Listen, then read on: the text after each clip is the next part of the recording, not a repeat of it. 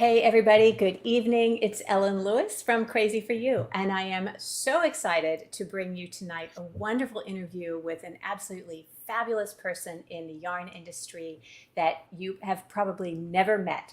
She is, let me turn this on to Instagram Live. Yes, okay. Um, she is the owner of Jimmy Bean's Wool, and she is the founder of the line that Ginny and I talked about last week, Yarn Citizen. So it's a really cool story. She is a really cool woman, and I can't wait to chat with her and share the story with you. So let me go ahead and bring her on. All right. Uh, hey, Laura. Hi, how are you guys? Everybody's good. So we have with us, we have a couple of folks. We have Barbara and Susie and Terry and Irina. So super Oh, nice to see hi. everybody. So I had so much fun meeting you at Vogue Knitting Live. Likewise, We likewise. we found out that we grew up not that far from each other. Huh? Yeah. And you know what? I told you I play football. And so I've been working out with a couple of my football teammates and found out that one of them was born in Vienna. And she grew up kind of in that area and then ended up in North Carolina, not far from where I grew up. But she was born in Fairfax as well, or she was born in Vienna at home. But, I think Vienna's Fairfax County. Oh, totally is. Yeah. Yeah. Totally So, is. yeah, there are a lot of us. I Gallows Road. know. I know. I It's know. it's so strange. And I just thought, it is such a small world. Hmm. It is. And It is. Yeah. And I was at Church Mouse last week. We went for a festival and I went up and visited with John and Kit and found that they have a peanut roastery right across the street. And I'm like, so where do you get your peanuts? Like, are they Virginia peanuts? Because if they're not Virginia peanuts, I'm not sure that I want them. are they Virginia peanuts? They were not Virginia peanuts. I know. Oh, I know. God. And now I'm trying to remember where they were from. You Maybe, might have gotten them oh, from Texas. Georgia. Georgia is They were from also peanut. Texas. Oh, Texas. I know. I Well, know. I they're know. not quite as good as Virginia No, peanuts, but I guess they're no. okay. I know. I miss it. I miss like the boiled peanuts and just getting peanuts on the side of the road. And yeah. Well, you have to come out and visit us because we'd love to have you. Now, we're Oh, not exactly, Northern Virginia is not exactly peanut country, you I know. know. But when we used to drive from Raleigh, like we'd go through the whole area and then come up, through Richmond and then up that way and, through some rural areas. Yeah, absolutely. So, let's talk about you. Let's talk about, how this all started for you. Like, how did you get into the yarn industry? Well,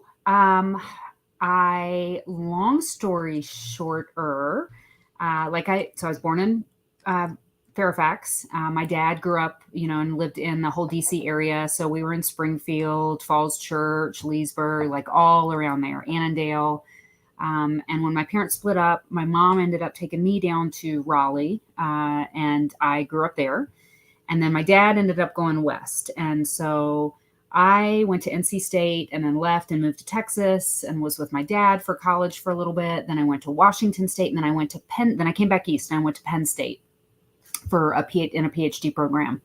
And while I was at Penn State, my dad moved to California and got a job as he's a software guy, and offered me a job. So I moved to California and became a software engineer and I learned how to knit.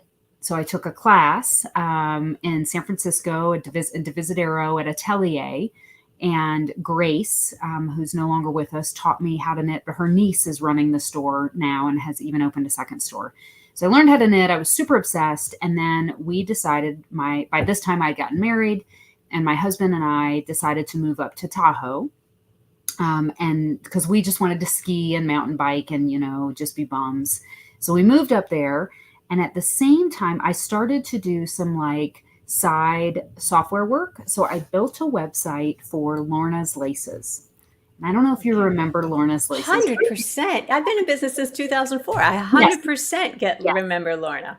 Yep. So Lorna Miser, I met in 2001, and she was about to sell her business to Beth Casey. She didn't know she was going to sell it to Beth Casey, but she was about to sell her business, and she was such a good businesswoman.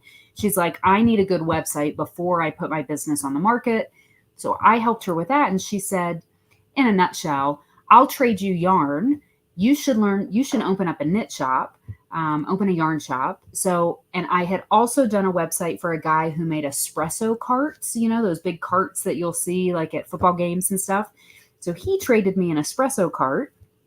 So I had an espresso cart, Lorna's Laces yarn, and then some brown sheep. Did you ever carry Knitting Pure and Simple patterns? Oh, yeah, yeah. And I carried brown sheep. I mean, one of my first sweaters was in brown sheep wool. I mean, my God, right? Yes. And that's what I learned. My first scarf was in brown sheep, but Lorna introduced me to Diane Susie, who is behind Knitting Pure and Simple. Yeah. Lived in Truckee in this little town that we lived in. And so Diane helped me figure out what to buy, how to open this store. I mean, I had no idea what I was doing.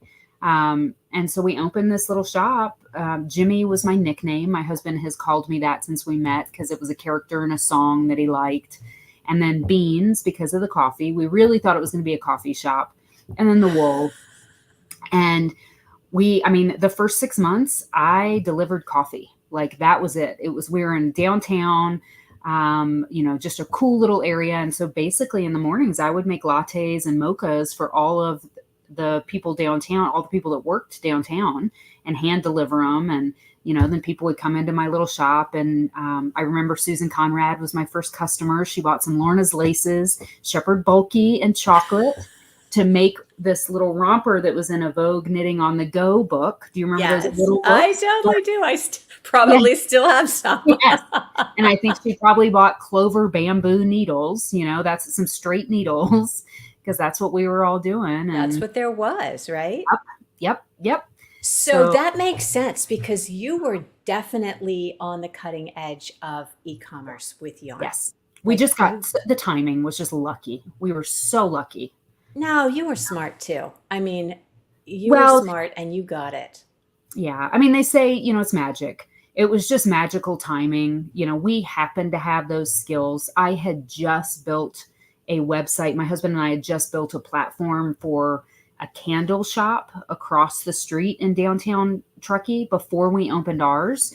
So we built a little, it kept track of inventory. It kept track of point of sale. You could have a website and sell things from it. And so, 22 years ago, there was no Shopify. There was what were you using? WordPress? No, Huck, my son, Doug and I, we built it from scratch. HTML, Java, JavaScript, SQL Server. Yeah. And that's the system that we still use to this day. Is it really? Mm-hmm. Well, we're about to migrate, but it's been to Shopify. Because why not?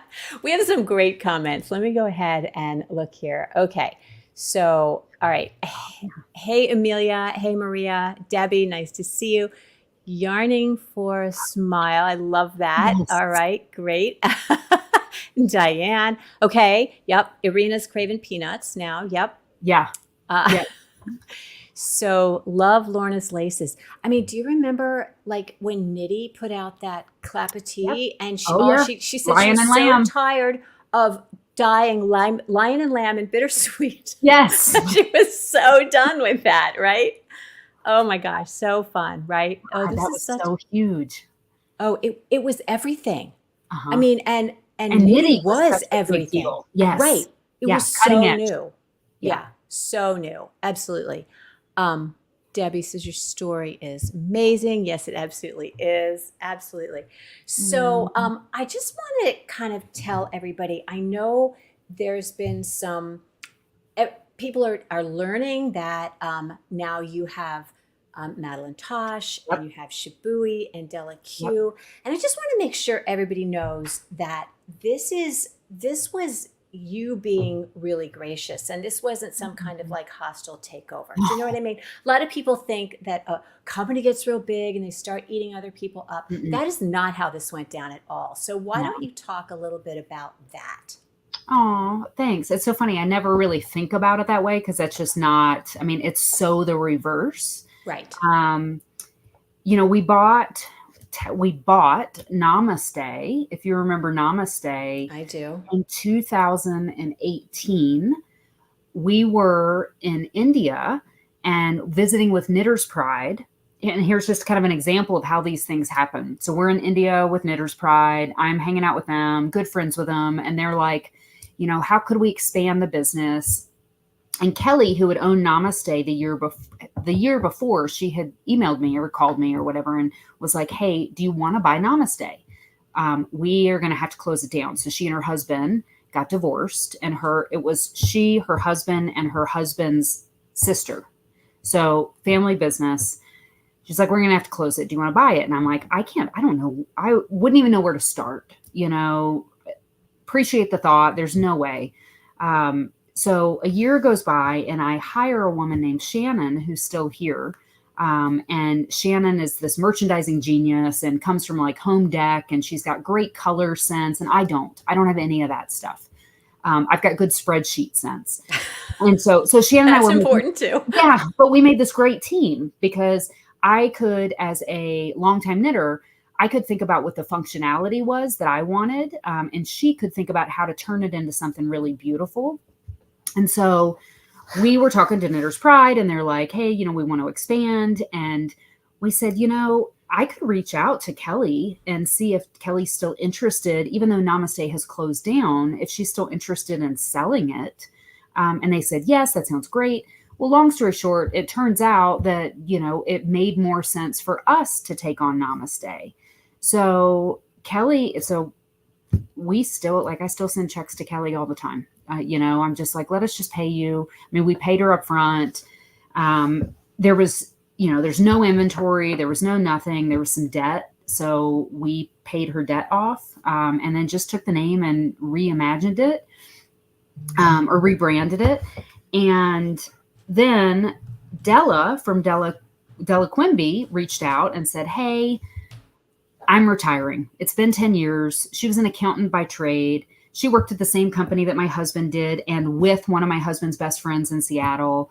And so we had been friends forever. And she's just like, I'm retiring. I love what you did with Namaste. I would love to see Della continue. And she worked with a family in Vietnam, and these 5 women, 2 of whom were sisters. And she's like, I can't let it go away. I don't want it to go away because this is their only, this is their source of income. So we, she's so smart. She's an accountant, like I said. So we just did the math, and it made sense for us and it made sense for her. And so we took it on, and I went straight out to Vietnam and met with the family, and, we've just kept it going. And what's been important is here's this family, in this neighborhood of women who sew for a living. And we can't, we set goals here, not of how much we're going to sell, but how much we're going to buy, because we need to make sure that they still have enough work. And so that we feel like that's our commitment. And then that's beautiful. Madeline Tosh, we were selling a lot of Madeline Tosh. I mean, I think it was probably 20% of our sales. And we were having a hard time getting shipments, and we weren't getting shipments. And I reach out to them, and I'm just like, what's going on? Are you guys, did we do something wrong? Do you not like us anymore? No, it was everybody. It was everybody. I do now.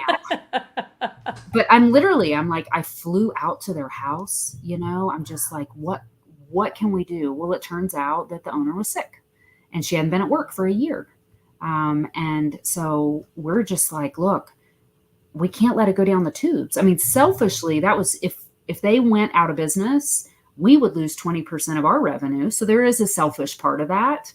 But the other part is it's a factory of 40 people, and it's a brand that all these yarn shops in the country are depending on. Yes. It could be a significant percentage of their sales. 100%. And the reps and everybody else. And the reps and ecosystem wise, the ripple effect in the ecosystem. Right.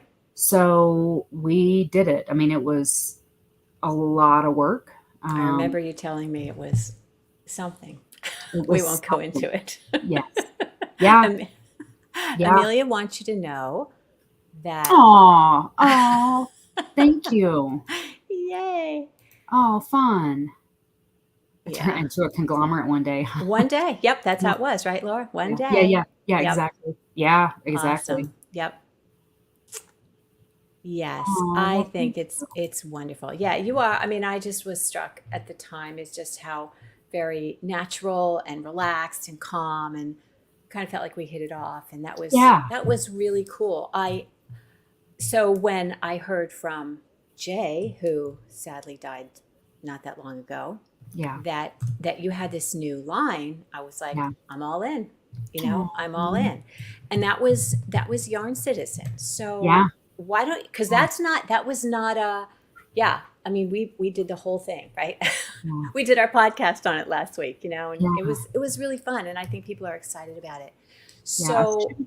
that was like a brand new thing that you did. Yes. So why don't you talk about how that came about? Yeah. The genesis is really probably 2020, maybe the summer, a few months into the pandemic. Mm-hmm. I don't know. I just really started thinking about the divisiveness, in the world and in the market. And I'm like wanting to figure out a way. I don't know. I just wanted to do better, I guess. I just wanted us to do better. I was coming from this place of how can we make, and this sounds so, I don't mean for it to sound scripted, but it's how can we make the world a better place? How can we contribute? Right. Yeah. I mean, that Yeah. might sound hokey coming from somebody else, but not from you. Yeah. I mean, yes. I mean, obviously, yes. So we started thinking about using Shannon's skills in home decor and merchandising. And, we started thinking maybe we'll do a gift line, maybe we'll come out with something, that the shops could sell all across the country that's different. It's, a higher level of kind of gifts. Maybe it's candles or, we didn't even know what it was, but we were visualizing this brand without even really knowing what the products were going to be. And that's where I came with Yarn Citizen. I'm like, I want something that really expresses and encapsulates that we are citizens of this yarn world together, and that's what binds us, and that's what pulls us all together. And I thought that I could just visualize it, in all the shops across the country having just kind of this Yarn Citizen ethos and everything. And so then Shannon and I so I buy the URL, we're ready, we're kind of ready. I'm visualizing, it's percolating. I mean, this takes a couple years. So then Shannon and I go to Peru, down to the mill where we get a lot of the yarn for Madeline Tosh. And they're telling us about Raul, who is our sales rep. And he's been there for 20 years. He's like the most amazing guy. He's telling us about, the whole milling process. And we're watching the women, it's all women who sort through the fleeces, and so they're standing there and all these fleeces are in a pile, and they physically touch each fleece. Like they have their eyes closed basically, and they can feel based on like how soft and the oil and everything else, whether it's a 19 micron fiber or an 18 or a 17 Wow. or a 20 or a 22. So they're feeling it, they dump it in, these piles. And just, again, from an emotional standpoint, it just hits you so hard to realize how high touch this whole like industry is, from the beginning to the end, from shearing these sheep to us like knitting with it. So we're totally inspired.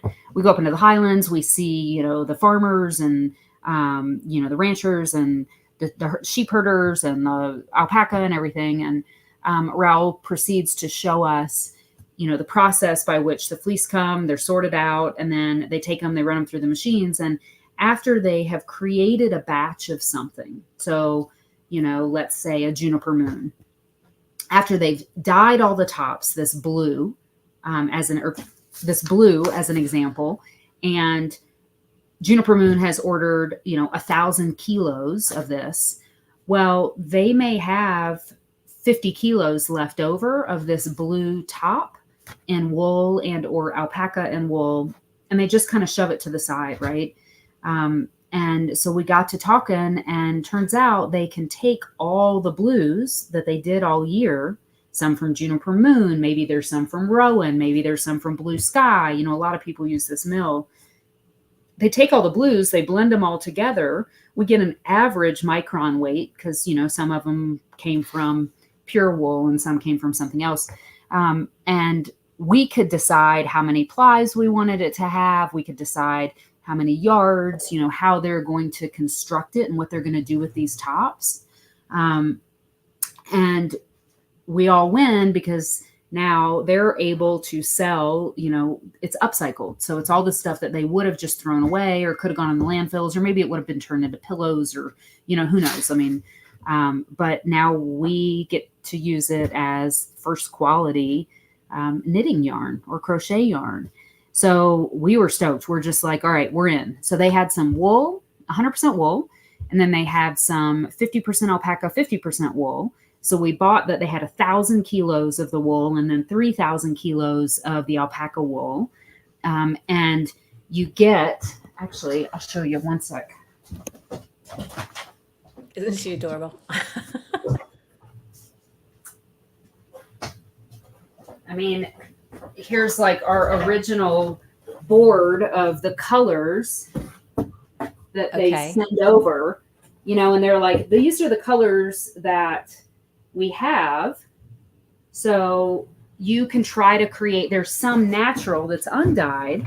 Now you got to try to create colors to fill in the palette. So that was like the big change, or the big challenge was creating a cohesive palette based on, all the scraps that were left over from the year. So then, we just started designing. We pushed it out to all kinds of great designers, and then gradually have expanded. And we just met with Raoul a couple weeks ago, and they have a Surrey alpaca that they have leftovers of that we're going to take, and we're trying to figure out like how we're going to spin it. And then they have an alpaca silk that we're going to figure out what to do with. Yeah. Yeah. So I really like the yarn. I mean, we were talking about it last week. I love that it's so round, it's a beautiful, it's got great stitch definition. I mean, thank you. I think it's wonderful. I'm very, very jazzed about it. Oh, thank you so much. I mean, that was important. We, our kind of internal phrase was it's sustainable, sustainable for the earth and sustainable for your wallet, I mean, that it can be both. So you can do something good. And at the same time, it doesn't have to cost a fortune. Right. We would call it kind of a gateway yarn. Yes. Yeah, exactly. Exactly. Yeah. But I mean, I think it's a little higher end than that, so it's more expensive than, say, vintage. Yes. But it's still a really nice yarn that's accessible. It's very nice. I mean, the quality is really, really, really high quality. And the mill that we use for this, it's fair trade. They have so much transparency and visibility in terms of every single step along the way, and what is done to protect and just promote, good business ethics and good business practices. And that's really important to us. Right. I mean, that's really important to me. I mean, integrity is one of our values and family. Well, and while we were there, I mean, this is a big mill. And I had dinner with the owner. There's like 6 of us. I'm like, why are you having dinner with me? Like, you have a private jet, I'm sure, like it's. Does he have a private jet? I'm sure, I don't think he does actually, but I mean, this is a big mill. Like, it's a big deal. Yeah. And knitting yarn, hand knitting yarn is just a small fraction of what most of these mills do. It's industrial stuff for sweaters and cars and, It's crazy when you think about it, that all of the things that we think are like such a huge deal, the knitting yarn is a tiny fraction of what happens. And, that's why so many of the high twist Italian merinos are like 2-ply and then 8-ply and all of that, because they're spinning it for weaving. Yes. They're making garments out of that. So what would you say is the micron count approximately? We're looking at 20. I can't imagine that the fleece is coming off any higher than 21. So to get an average, it would be like... Yes, let me look. I can tell you that exactly, but I don't remember off the top of my head. I want to say that the wool is, it might be like 23. Okay. As an average. All right. But the spinning method is, I mean, they do a really, really good job. Yeah, no, it's nice. I mean, it's soft. It's softer and smoother, and I think the spin on it belies the staple length or the staple micron. Yeah, You know, the spin on it's got a really, you've done a really good job with that. I'm gonna look. But you know what I always say, and I'm sure you know this as well. I always tell knitters that softness and durability are two ends of the spectrum. You know, 100%. when you want a yarn that's like so soft to knit with, that's going to be the one that you're going to be crying about pilling because Yeah. it's going to pill. So I think Um, it's a great balance here that we have. it is. Oh, maybe 21 and a half. That sounds better. That sounds more Upcycle. like Superwash. I know the 21 is, superwashes. but you don't have superwash, right? We do at Tosh. Yeah, We bought this, but not not for Yarn in, Citizen. no, not in the Yarn Citizen. Yeah. Um, I feel really good about that. I am like kind of done with a lot of the superwash. that was a big reason that was another reason that we went in this direction as well. Yeah. So, yeah, I'll find it. Yeah. Okay. Yarning says my mic is not close enough, so I get it. I should put it right here. I should Oh, be like one of those bloggers, with yeah. my. But anyway, yeah. So, question about how you're gonna like handle the colors. That's a great question.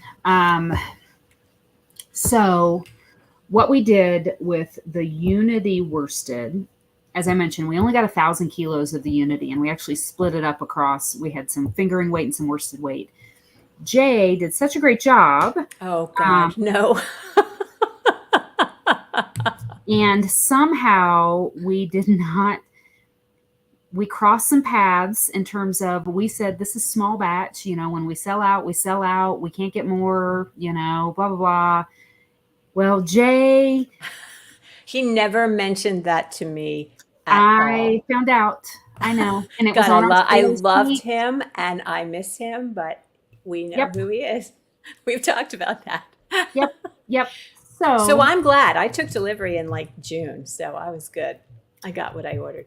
so what we did is we worked with Raul at the mill, and the second batch of the Unity is not upcycled. It is straight off the sheep. But we matched the colors. I mean, they should be very, very close. They'll be a little teeny bit off. Well, in a So dye lot, you would expect that. you would expect it. The problem is some of the colors are blends. Like I said, you took, it's a Right. whole, the heathered colors, and you'll be able to tell the No, heathered but ones. that's so sophisticated. I love a heather. I love the heathers too. And so the heathers are impossible to repeat. Yes. Um, we can get close, but the dyed ones, it's the same dye. Like I said, we were able to dye a whole bunch of them because they had natural. So we do have a batch on its way that is straight from the sheep. It's not upcycled, but then we did just buy more of the upcycled. So they only had the upcycled offering once a year, or in this case, it took a year and a half. Yeah. We had thought they were going to have more. So we're going to play it by ear, and that's how we're going to do it. We're going to, with this next batch of stuff that we get with the alpaca silk, with the Surrey alpaca, we are going to communicate very loudly, that once it sells out, and then every year, every season, well, every year we'll be able to come out with something new based on what there is. I think that's actually a great technique. You know, Mm, I think that was part of the appeal of Madeline Tosh originally was scarcity, yeah, yeah, and it's not manufactured scarcity. no, You're not artificially it's not like withholding the greenwash. market. This is how it is based This is on the how it way is. you do things, and Yes. I think that's fair. Yes. Yep. And, the other part of that is, and I'm going to show you a picture, like pricing wise, one of the things that I have learned now that we have more of an inside view into what's going on is there sometimes can be a ton of margin So somebody, a brand might buy yarn for $2 a skein, but the end retail is $12 a skein. So with this, there's just enough room for us to sell it wholesale and make keystone, basically. Right. So we've stripped a lot of that away. So the pricing is it's as fair as it gets. I mean, it just is what it is. Here's the alpaca suri. Like in this case, so I'll show you. I mean, the picture is not great, obviously, but the alpaca suri that's coming in is basically in grays, like 6 different tones of gray, a couple beiges, and a pink. It's very limited amounts. And then the alpaca silk, so this is how it works. They send us, here's 75% alpaca, 25% silk. These are the colors that are available because this is what's left over. These palettes happen to be beautiful. So we're just going to create really good design around it. We're going to try to price it really well, and just have fun with it because it's pretty and Yeah, soft. no, I love it. I think that is really fun, and I think, as somebody pointed out, is that's part of the appeal, Yeah, right? I Is love that, that. you know, Rowan has a new yarn this season, their Cotton Revive. Same thing. We've got this batch, and the next batch is going to be completely different. And Yep, I think that's part of it. And I think that we just have to either embrace that, or that's not your thing. And, you get exactly. the 100 pound of no dye lot, Yep. whatever. But when you have this going on, and you do have the mix and the blend, I think you get a much more sophisticated palette. Oh, yeah, that's how we feel. And we're kind of like, this is just our jam. I mean, we're having fun with it. Lena, who is, she does the blanket design, and we hired her. She worked at Annie's for forever, and then came to work for us about a year ago. She just finished 16 new designs out of this. My God, that's great. Yeah. We had Melanie Berg do Yeah. a Zoom thing with us, and she was Yeah. so cute, and she was showing us this stranded thing she was doing. She goes, and this is a new line called Yarn Citizen, and I was like, yes, we have Oh, that. right. Yeah. Yeah. So I love she's doing. Melanie. Yeah. Have you seen it? Did she share I that with haven't you? seen it lately. She showed me the beginning of it. Yeah. Okay. Well, it's pink and black and Yep. stranded, and it's. Yep. I mean, it's everything I love, right? Yeah. Yeah. I'll send her a note right after this, even though it's Yeah. midnight in Munich, or where is she? Frankfurt, Bonn. She's in Bonn. Yeah. Yeah. So she's gonna come on, when the book comes out, because she has a Oh, new good. book coming out. So that's gonna be super cute. And Okay. I yeah, love her. so lots of fun collaboration, I think. Yeah. So yeah, I'm excited about it. Thank you. Let's talk a little bit more about your approach to design. I know you have this gal Lorna who's doing some stuff, and you have Yep. relationships with obviously Melanie. Yep. How are you gonna support this yarn in terms of design? Because I think that's huge. For the Yarn Citizen, we're going to, so design is it's going to be a major, major focus. We also, do you know who Gudrun Johnston is? Yeah. So she works for us now full time as well. Really? Uh-huh. Good Yes. for you. Congratulations. Yeah. When we started distributing Jameson's of Shetland, she came on board as a consultant, for the first year. And then she's like, hey, can I come on board as a full-time employee? And so she started full-time in January. And she is starting to mix things. So she's starting to mix a little bit of Yarn Citizen, maybe with the Tosh Silk Cloud, or, with Jameson's or not, or whatever. But point is, between Lena and Gudrun, we now have 2 in-house designers. And Lena is just a production machine. She just loves designing, and she loves this yarn. So as I said, we've got 16 new designs coming out over the next couple of months. She's going to do it again. We really want to push design. We are on a path. We're almost done. I think they're going to be done at the end of this week or next week with the Yarn Citizen website as well. So all the designs are free. I mean, and that is the path that we were going to go down, or at least they're free to you. You know, if you want, if your customers want to pay you $10 a design, they should, they could. Um, I am all about quality designs, and if you can get a quality design that's yeah, free, I love to pass that on to my customers. Um, it's the a same. lot of free designs are Yeah, worth what you pay for them, but if you've got really good ones that are done in support of your yep, product, then I'm all about that. yeah, and that's kind of it. Again, it's the accessibility, and that it doesn't, just because you use really nice stuff doesn't mean that it has to be unbelievably expensive. Right. Um, and Lena is very into quality design, and we're very into photography. So we're working on that. I mean, I think you've seen some of the photos. So we're working on continuing to make that a priority and just make Hmm. it a really, we're, we're very golden rule people, like we want to create something that we would want to knit with. I mean, that's Exactly. at the end of the day. And I want a picture or a design that makes me want to make that. 100%, because the difference between Yeah. a pattern that sells 1,000 copies and one that doesn't, and they both could be equally quality Yeah. designs, it's all in the photography. It is. Knitting is Yeah. aspirational. How It do is we want this aspirational. sweater to look, right? Yes. How do Yep. we imagine we're going to feel when we put it on? Yeah. That's what it's about. So I think the photography goes a really long way.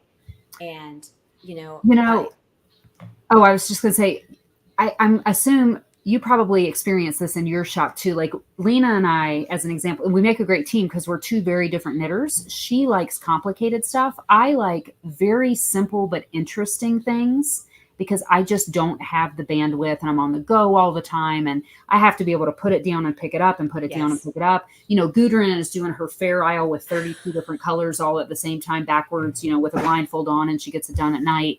And I'm like, give me stockinette, 100%. with some interesting 100%. increases and decreases. No, I say that same thing, that I like Yeah. boring knits. And like you, I mean, I think if you're a business owner, you have got to surround yourself with people who fill in where you lack. Yes. And Ginny is, and I do the podcast with Ginny. Ginny is the technical genius, and she's the one, I can say, well, we're going to give this to Ginny because this is a new Yep. thing nobody's done. She's going to figure it out, and she's going to Yep. love figuring it out, and she's going to Yes. have it figured out. It's going to make her Yes. really happy. And Yes. Mary is like, she's the accessory queen, and she Yes. knits like a fiend, and it'll all be done overnight. And she'll come in and it's like, oh, here's an emotional support chicken I made during my lunch, right? I know. It's Oh my unbelievable. God. Give me a stockinette sweater Yeah. in Or a hat. pieces. I'm knitting a hat right now. Oh my gosh. Do you know Rebecca from Clinton Hill? I don't know her, but I know of that yarn. And oh my gosh, do you have some? I do. I'm knitting a little hat. It is so gorgeous. I brought it in after I met her at the Vogue Knitting Live before, and she's Yeah. wonderful and it's beautiful. And if Jimmy Beans doesn't have it, you might want to think about carrying it because it's beautiful. And I love that it's a woman-owned company and Oh, that whole thing going on. And okay. she's I'm writing it. family member. Yep, I'll send an email and hook you guys up. Okay.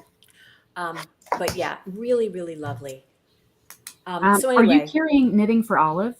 no, You know what? We just picked that up and did it's you? selling really, really well. All Yeah. right. Well, we can talk about that. We Yeah. can talk about that after. Yeah. Yeah. Lots of stuff. So I we're know. kind of I getting know. off track. This is what we do. This Welcome is to what Yarn knitting. Store. But let me just get back to the Yarn Citizen Yeah. for a second and say that I appreciate that you're bringing this yarn in and that you are seeing it from the eyes of a yarn store owner. Yeah. You get it. You're on both sides, and I Yeah. love that. Oh, thank you. That makes a huge difference. That you're thinking about how a yarn store owner would view this, how they're going to sell that, what they need to sell that. Yeah. So, I'm in a group with other yarn store owners, and they ask, what do you know about this? And I'm like, I know that I brought it in, and I'm excited about it. I think it's going to be great. So, Yeah. We're really, we're really excited. Like, Lena and I particularly are just like, we're all in. I mean, we want to, and it's funny. I was talking to somebody today, and I was telling them, my approach to business is we're building a playground. I'm building a playground, and so I have a couple people from Shibui. We have 3 people from Shibui that work here now. We have 2 people from Knit Crate. We've got Annie's. We had a couple Craftsy, um, and more. And we're just playing, we're just having fun. And so this excites us, and this is like, it's just yarn shopping at a different level, like 100%. in quantity, but it's really just like, ooh, and then look at the palette and look all the colors we could put together. And oh my gosh, we could do this combo, we could do this combo. And, I mean, it's insane. It's crazy, but it's Yeah. so fun. It is fun. I Um, mean, and you're doing it at, I mean, as a yarn yeah. store owner, like if somebody goes, oh, I bought 10 balls. I'm like, yeah, well, I bought 30 bags. Yes, exactly. Exactly. And I'm like, I bought 30 tons. Right, Yeah. exactly. It's, you just add a 0. Like, Right? that's all that it is. Yeah. Exactly. But Well, we're very, we're passionate. We're emotionally attached to it. We're passionate about it. And so we're just going to keep pushing and making it better and better and better. And Ellen, you probably have the same kind of approach. At the beginning of all this 22 years ago, I'm like, worst case scenario, if all this ends up in my garage, would I be happy knitting with this for the rest of my life? Like if the business goes under, if nobody buys anything, I don't want to buy anything that I don't want in my own personal stash. 100%. I don't bring anything into the store. And this used to make Jay crazy. I'm like, don't even try to sell it to me if you haven't sent me a ball, because I'm going to have a ball of it Yeah. before that I can knit so that Yes. I can say, I have knit with this. I Yeah. ordered it. I love it. I'm bought in. Yeah. You Yep. know, and I think that's important. I mean, that the trust factor. I The think people trust. get that from you, and I certainly believe that my people get that from me. They know that if I say this is a good yarn, that I like it, Yeah. that I'm not just saying so because because I No. don't have to. I mean, there's a No. lot of stuff. You know what else too? And I think this is part of why I like Yarn Citizen so much is I don't do business with people that I don't like. I don't do It's business with people that I don't think are nice people who care about their customers. So same. horrible. Because there's No, enough it's places not. to buy yarn, you know. It's not. I was going to say, I don't knit everything anymore. Um, but I know who I value my relationships with. And so that trust is, if you tell me that this is good, I believe you. And you get one chance, Right. like I've gotten burned a couple of times by a couple different companies. And I'm like, okay, you get one chance to tell me that something's really great and blah, blah, blah. And if it doesn't work out, then we won't do business together. Right. It's just, And we talked about that, you Mhm. know. Yeah. I think we've both seen that from the same Totally. companies. Yes. Yes. So Yeah. so we know. So I'm like I said, I'm excited about Yarn Citizen. I'm excited about the colors and the limited this and that. It's it's more work getting more colors on the website, right, Laura? You know that, right? Oh, I know. I know. But it's all good. Yeah. And And I'm I'll take excited. any feedback that you have. I mean, in the same way that we're building a playground, like we approach all this as crowdsourcing. We're like, I mean, we really, really listen. So if you tell me, you know what, this is really working or this isn't working, or God, I wish we could do this or I wish that, like, share it. If it's helpful if you do it in a nice way, Oh yeah. as opposed to this sucks and this sucks and this sucks, and then we kind of tune it out. But if it's collaborative, like, Yes. we love it because we don't know what we're doing. We're just figuring it out as well. We're operating by the heart. Aren't we all? Yeah. Aren't we all? I mean, I No, always said but this. yeah. Well, I mean, mostly your local yarn stores. I always said, I swear I run this place like a lemonade stand, and I've got to do better. I've got to do better than that. So yeah, but it is fun. And somebody made a comment. Jimmy Bean sounds like a great place to work. I'm sure it is a great place to work. It's certainly a great place to work with. So I'm looking forward to doing lots more. And Thank you. I appreciate your time. Does anybody have, we have some wonderful comments. Everybody loves you. Does anybody have any questions for Laura that maybe?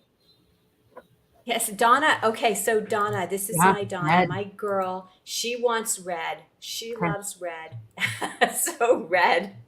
Okay. What kind of red? Like a cherry red or a ruby red or So I've always found that like a true red with a slight blue in it sells a little better, but I'll tell you, Donna will buy any red that you've got okay. because she loves red and she'll be the first one. I'm not telling tales out of turn. She would tell you the same thing.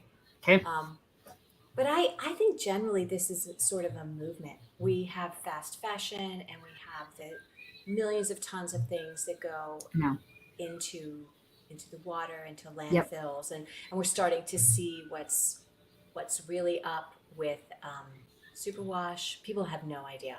Yeah. Um, so, Yep. bringing this all up, I think is really important, and it's really important that you're doing this. So, Oh, thank you. thanks. Yeah, and Oh, thank you and for I your. love this about the dark crystal. Oh my gosh, I remember the dark crystal. I'm trying to even remember what that colorway looked like. I think it was like purple and black, maybe, and it was a Lorna's Laces color. Fun. It was so fun. Yeah, it was a really, really, really good one.